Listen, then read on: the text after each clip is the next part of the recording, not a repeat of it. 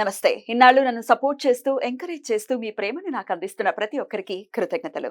అలాగే ఈ వీడియో కూడా ఖచ్చితంగా మీకు ఉపయోగపడుతుంది. లైక్, షేర్ అండ్ సబ్స్క్రైబ్ చేసి మీ సపోర్ట్‌ని నాకు అందించండి. అలాగే ఈ వీడియో పట్ల మీకున్న అభిప్రాయాన్ని కామెంట్ సెక్షన్‌లో కామెంట్ చేసి తెలియజేయండి. ఇప్పుడు వీడియోని చూద్దాం. అందరికీ నమస్కారం. Welcome to our channel. నేను పద్మిని. ముందుగా ప్రేక్షకులకి శ్రీ క్రోధి నామ సంవత్సర ఉగాది శుభాకాంక్షలు.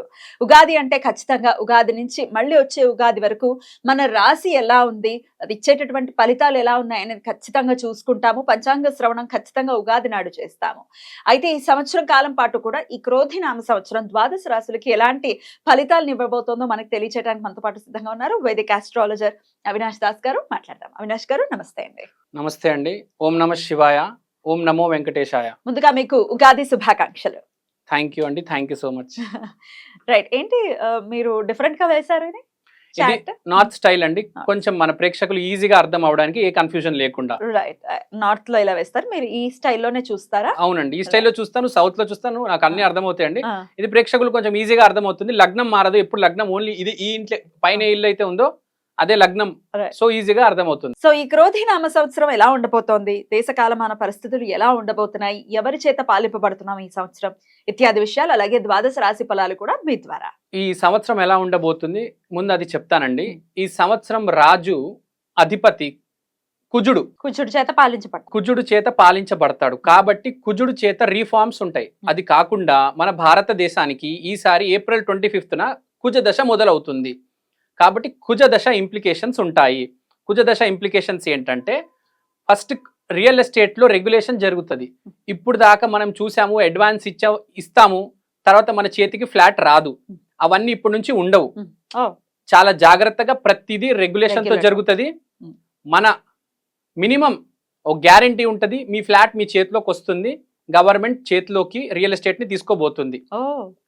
ఒకటి ల్యాండ్, సెకండ్ అగ్రికల్చర్లో కూడా ఎంఎస్పి ప్రైస్ ఏదైతే ఉందో అది కూడా గవర్నమెంట్ ఫిక్స్ చేసి కంట్రోల్లో పెట్టి రెగ్యులేషన్ చేస్తుంది. సో అగ్రికల్చర్ గవర్నమెంట్ చేతిలోకి వెళ్తుంది, రియల్ ఎస్టేట్ గవర్నమెంట్ చేతిలోకి వెళ్తుంది. ఆర్మీ చాలా స్ట్రాంగ్ అవుతుంది.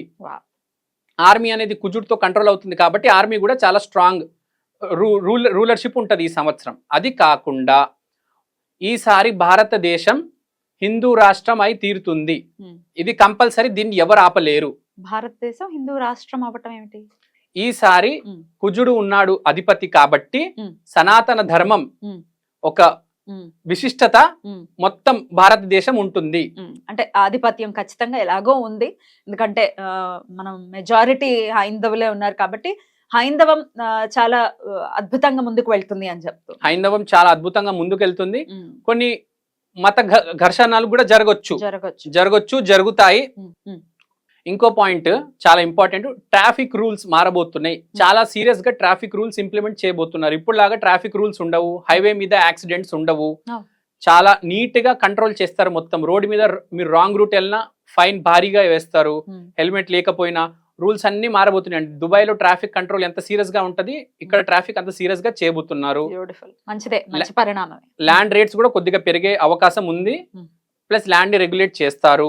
అది కాకుండా రివర్స్ మైగ్రేషన్, కెనడా నుంచి ఆస్ట్రేలియా నుంచి చాలా మంది తిరిగి వస్తారు ఇక్కడికి. ఎందుకంటే బిజినెస్ ఆపర్చునిటీస్ బాగా పెరుగుతాయి. మనం వేరే దేశాల్లో చూస్తే ఈ laws, green laws, eco tax అని రకరకాలుగా ఇండస్ట్రీస్ పెట్టడం కష్టమైపోయింది. ఇండియాలో ఇప్పుడు చాలా అవకాశం ఉంది కాబట్టి ఎన్ఆర్ఐస్ అందరూ తిరిగి వస్తారు. రైట్ అండి. ఇక గ్రహస్థితి ఒకసారి మీరు చెప్పేసిన తర్వాత ద్వాదశ రాశి ఫలాల్లోకి వెళ్దాం. గ్రహస్థితి మాట్లాడితే మనం గురువు వృషభంలో ఉన్నాడు. అంటే కృతిక తర్వాత రోహిణి, తర్వాత మృగశిర, తర్వాత ఆరద్ర అలా పయనం చేస్తాడు. తర్వాత మనం తీసుకుంటే రాహు ఉత్తర భాద్రపదలోనే ఉంటాడు. శని పూర్వ భాద్రపదలో ఉంటాడు. కేతు గ్రహము హస్త నక్షత్రంలో ఉంది. ప్రెసెంట్ గురువు అయితే కృతికాలో ఉంది. మీకు ఆర్డర్ చెప్పాను, ఇది ఉత్తర భాద్రపద, ఇది పూర్వ భాద్రపద, ఇలా చెప్పాను. కానీ ప్రజలకు అర్థం అవ్వాలంటే ఫస్ట్ మీకు ఎక్స్ప్లెనేషన్ ఇస్తాను నేను. శాటర్న్ అంటే శని పూర్వ భాద్రపదలో ఉంది. పూర్వ భాద్రపద అంటే ఇప్పుడు దాకా ఏం జరిగింది, ముందు ఏమి జరగబోతుంది, అంటే పాస్ట్ లో ఏం తప్పులు చేశాము, ఇప్పుడు ఎలా సరిదిద్దుకుంటాము, ఈ తప్పులు సరిదిద్దుకొని మనం ముందుకెళ్ళి ఎలా డబ్బులు సంపాదిస్తాము. అంటే ప్రతి మనిషి ఈ సంవత్సరం డబ్బులు సంపాదించడం మనం ఇంకోటి మన పాస్ట్ లో ఏం చేసాము, ఫ్యూచర్ లో ఏం చేయబోతున్నాము అని ఒక ప్లానింగ్ వేసుకొని మెటీరియల్ గా వెళ్తాడు. ఈసారి మనిషి కొంచెం మెటీరియల్ గా ఉంటాడు ఈ సంవత్సరం బికాస్ ఆఫ్ సాటర్న్ ఇన్ పూర్వ భాద్రపద. తర్వాత రాహు ఉత్తర భాద్రపద. ఉత్తర భాద్రపద అంటే ఏంటి, మెటీరియల్ నుంచి స్పిరిచువల్ లోకి వెళ్ళడం. అరే ఇంత కష్టపడి నేను సంపాదించాను, ఎందుకు సంపాదించాను ఇదంతా, మా ఫ్యామిలీ మా పిల్లలు ఇదంతా ఓకే, నాకు ఎందుకు కష్టపడుతున్నాను, స్పిరిచువల్ గా నేను ఎలా అవ్వాలని ఉంది నాకు అంటే ఈ సంవత్సరం అలా ఉంటది. అంటే అంత కష్టపడతాడు శని. రాహు ఏమో మాయలో పెడతాడు అనమాట, ఆ స్పిరిచువాలిటీలో కూడా తీసుకెళ్ళిపోతాడు, అంటే బ్యాలెన్స్ చేపిస్తాడు జీవితాన్ని ఈ సంవత్సరం. కేతు ఎలాగో హస్త నక్షత్రంలోనే ఉన్నారు. కేతు హస్త నక్షత్రంలో ఉన్నాడంటే బ్లెస్సింగ్స్.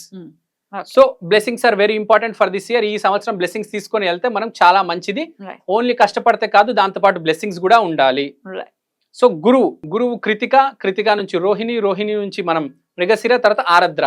సో అలా ట్రావెల్ అవుతూ వెళ్తాడు. మీకు కృతిక గురించి స్టార్ ఆఫ్ ఫైర్, రోహిణి అంటే హ్యాపీనెస్. సో గురువు అనేది షిఫ్ట్ అవుతూ ఉంటది. సో ఒక్కొక్క నక్షత్రం వెళ్తూ కొద్దీ బేసిక్ గా ఈ కృతిక, రోహిణి, మృగశిర, ఆరద్ర ఇది ఒక ఆర్డర్. బేసిక్ గా రోహిణికి వెళ్తున్నప్పుడు చాలా హ్యాపీగా ఫీల్ అవుతాడు, కొంచెం కంటెంట్ గా ఉంటాడు.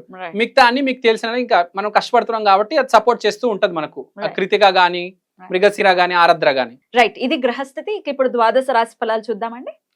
అవినాష్ గారు, క్రోధినామ సంవత్సరం సింహరాశి వారికి ఎలా ఉండబోతుందండి? క్రోధినామ సంవత్సరం సింహరాశి వాళ్ళు ఆదాయం 2, వ్యయం 14 కాబట్టి కొంచెం ఖర్చు ఎక్కువ ఉంటది.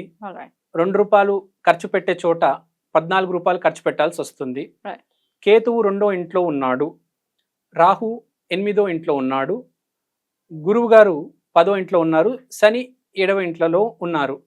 సో ఇప్పుడు కేతు 2వ ఇంట్లో ఉండడం వల్ల మాటతో వచ్చిన దోషాలు ఏవైతే ఉన్నాయో మంత్ర జపం చేయడం వల్ల తొలగిపోతాయి. వాగ్దేవికి పూజించండి. వాగ్దేవిని పూజించడం వల్ల మాటతో వచ్చిన దోషాలన్నీ తొలగిపోతాయి, చాలా మంచిది. సో ఫ్యామిలీ రెస్పాన్సిబిలిటీ అనేది అతని మీద వస్తుంది, అతను తీసుకుంటారు, సక్సెస్ఫుల్ గా దాన్ని డీల్ చేస్తారు. ఫ్యామిలీ రెస్పాన్సిబిలిటీ అంతా, ఫైనాన్షియల్ మ్యాటర్స్ అవన్నీ అతనే చూసుకుంటారు. ఫ్యామిలీని చాలా హార్మోనియస్ గా మంచి కండిషన్ లో పెడతారు. నెక్స్ట్ ఇప్పుడు మనం మాట్లాడుకుంటే గురువు 10వ ఇంట్లో ఉన్నారు. గురువు 10వ ఇంట్లో నుంచి 4వ ఇల్లుని చూస్తున్నారు. శని గారు కూడా అతని దృష్టి 4వ ఇంట్లో వేస్తున్నారు. కాబట్టి 4వ ఇల్లు చాలా ఇంపార్టెంట్ ఈసారి ఈ రాశి వాళ్ళకి. 4వ ఇల్లు అంటే ఇల్లు, గృహం ప్లస్ వెహికల్. సో ఇల్లు కొనే మంచి అవకాశం ఉంది. వెహికల్స్ కూడా కొనే మంచి అవకాశం ఉంది. 4th హౌస్ మదర్ కూడా చాలా హార్మోనియస్ గా హ్యాపీగా ఉంటారు.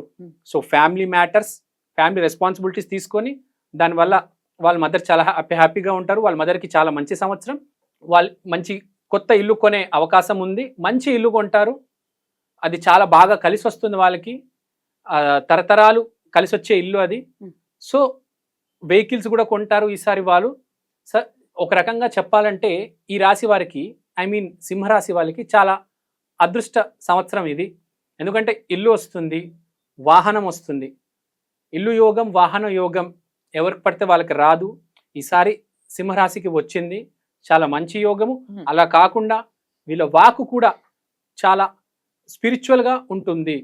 కేతువు 2వ ఇంట్లో కూర్చోవడం వల్ల వాకు కూడా చాలా పాజిటివ్గా 10 మందికి నచ్చుతుంది, 10 మంది లైక్ చేస్తారు అతన్ని. ఈసారి సింహరాశి వాళ్ళ మాట వల్ల 10 మంది వాళ్ళకి అట్రాక్ట్ అయ్యి వాళ్ళ ఫాలోవర్స్ అవుతారు. దానివల్ల వాళ్ళకి పేరు వస్తుంది. వీళ్ళ ప్రవచనాలు కూడా చెప్పొచ్చు. స్పిరిచువల్ ఫీల్డ్ లో ఉంటే బాగా కలిసి వస్తుంది. ప్రీచింగ్స్ కూడా బాగుంటాయి. వీళ్ళ మాటలే ప్రీచింగ్స్ లాగా ఉంటాయి ఈ సంవత్సరం. ఎందుకంటే నాలిక మీద కేతువు వచ్చాడు కాబట్టి చాలా పాజిటివ్ గా, చాలా స్పిరిచువల్ గా ఉంటారు. సో శని భగవానుడు 7వ ఇంట్లో ఉండడం వల్ల బిజినెస్ అనేది ఆర్గనైజ్ అవుతుంది. శని అనేది డిసిప్లిన్, ఆర్డర్, బౌండరీ. కాబట్టి వీళ్ళ బిజినెస్ అనేది ఒక ఆర్డర్ వస్తుంది. కొన్ని బిజినెస్ చూస్తూ ఉంటాం మనము, ఏ ఆర్డర్ ఫ్రీక్వెన్సీ లేకుండా ఇన్పుట్ వస్తూ ఉంటుంది, అవుట్పుట్ వెళ్తూ ఉంటుంది. ఇన్ఫ్లో వేరు, క్యాష్ ఫ్లో కింద మీద అవుట్ ఉంటుంది, ఫ్లక్చుయేషన్స్ ఉంటాయి. సేవింగ్స్ అకౌంట్, కరెంట్ అకౌంట్ చాలా గజిబిజిగా ఉంటుంది. అలా కాకుండా చాలా ప్రాపర్ గా, ఆర్డర్ గా బిజినెస్ అనేది ఫామ్ అవుతుంది. హైయర్ కి ఏదైతే ఉందో వీళ్ళ బిజినెస్ లో అంతా లోవర్ స్టేజ్ నుంచి అప్పర్ స్టేజ్ దాకా మొత్తం వీళ్ళు ఎంప్లాయీస్ హైర్ చేసుకొని, ఎంప్లాయీస్ కి వాళ్ళ డ్యూటీ ఇచ్చి, బిజినెస్ ని ఆర్డర్ లో పెట్టి వీళ్ళు లేకపోయినా కూడా వీళ్ళ బిజినెస్ నడిచేటట్టు వీళ్ళకి మంచి వర్కర్స్ దొరుకుతారు ఈ సంవత్సరం. బ్యూటిఫుల్ వర్కర్స్, చాలా మంచి వాళ్ళు, హానెస్టీతో పనిచేసే వాళ్ళు. మనం చాలా మంది చూస్తుంటాం బయట ఇప్పుడు సొసైటీలో చాలా మంది వర్కర్స్ షాప్స్ లో పనిచేసే వాళ్ళకి హానెస్టీ ఉండదు, చాలా కరప్షన్ చేస్తారు, మొత్తం ప్రాఫిట్ చూపించరు, బ్యాలెన్స్ షీట్ తేడా వస్తుంది. అలా కాకుండా మంచి వర్కర్స్ దొరుకుతారు, బిజినెస్ బాగా నడుస్తుంది, చాలా హానెస్టీగా మంచి ప్రాఫిట్స్ వస్తాయి వీళ్ళకి ఈ సంవత్సరం. అష్టమ రాహు ఎట్లాంటి ఇంపాక్ట్? అష్టమ రాహు ఇంపాక్ట్ చెప్తే hidden secrets plus life force. So Rahu 8వ ఇంట్లో ఉండడం వల్ల వీళ్ళు అకల్ట్ నాలెడ్జ్ నేర్చుకోవచ్చు, అకల్ట్ నాలెడ్జ్ వైపు నేర్చుకోవచ్చు. భూమి కింద ఉండేవి ఆర్కియాలజీ, జెమ్ స్టోన్స్ గురించి, లేకపోతే ఆస్ట్రాలజీ కావచ్చు, వాస్తు కావచ్చు, స్పిరిచువాలిటీ కావచ్చు. అకల్ట్ సైన్సెస్ మీద ఇంట్రెస్ట్ పెరుగుతుంది అనుకోవచ్చా? అకల్ట్ సైన్సెస్ మీద ఇంట్రెస్ట్ పెరుగుతుంది. ఇంకా రాహు 8వ ఇంట్లో ఉండడం వల్ల unexpected wealth, most important, unexpected wealth రావడం జరుగుతుంది. 8,000 అనేది unexpected wealth, ancestral property. So marriage చేయడం వల్ల కూడా కొంతమందికి లాభాలు పొందుతారు. సో అన్ఎక్స్పెక్టెడ్ వెల్త్, అన్ఎక్స్పెక్టెడ్ గా మనకు వెల్త్ రావడం జరుగుతుంది. మనది ఏదైతే కాదో, అంటే మన యాన్సిస్టర్స్ నుంచి వచ్చేదే, కానీ మనం సంపాదించలేదు కదా, తరతరాలుగా వచ్చే యాన్సిస్ట్రల్ హెరిటేజ్. కాబట్టి వీళ్ళందరికీ యాన్సిస్ట్రల్ ప్రాపర్టీ సంవత్సరం, చాలా సంవత్సరాల నుంచి కోర్టు కేసులు అలా డ్రాగ్ అవుతూ ఉంటాయి. వాళ్ళందరికీ ఈ కేసులన్నీ సాల్వ్ అయ్యి చేతిలో అన్ఎక్స్పెక్టెడ్ వెల్త్ రావడం జరుగుతుంది. బ్యూటిఫుల్. అయినప్పటికీ ఈ సంవత్సరం మొత్తం కూడా వీళ్ళు చేసుకోవాల్సినటువంటి దైవారాధన ఏంటి? రాధమ్మ ఆరాధన చేసుకుంటే మంచిది. ఇంకా చెప్పాలంటే మన హైదరాబాద్ లోని ఇస్కాన్ టెంపుల్స్ ఉన్నాయి, హరే కృష్ణ హరే రామ టెంపుల్స్ ఉన్నాయి. ఆ టెంపుల్స్ కి వెళ్ళి రాధమ్మ ఆరాధన చేసుకుంటే బాగా ఉంటుంది. సింహరాశి వాళ్ళు దూసుకుంటూ ముందుకు పోతారు, బాగా కలిసి వస్తుంది దేవుడి వల్ల, రాధమ్మ వల్ల. రైట్. అయితే ఎంత పర్సెంటేజ్ బాగుంది అని అంటే ఏం చెప్తారు? నేను వీళ్ళకి చెప్పాలంటే 90% బాగుందని చెప్తానండి. బ్యూటిఫుల్ అండి, చాలా చక్కటి ప్రొడిక్షన్స్ ని తెలియజేశారు. ఇక నెక్స్ట్ ఎపిసోడ్ లో కన్యా రాశి గురించి మాట్లాడుకుందాం. Thank you so very much. నమస్తే. థ్యాంక్ యూ అండి. నమస్తే.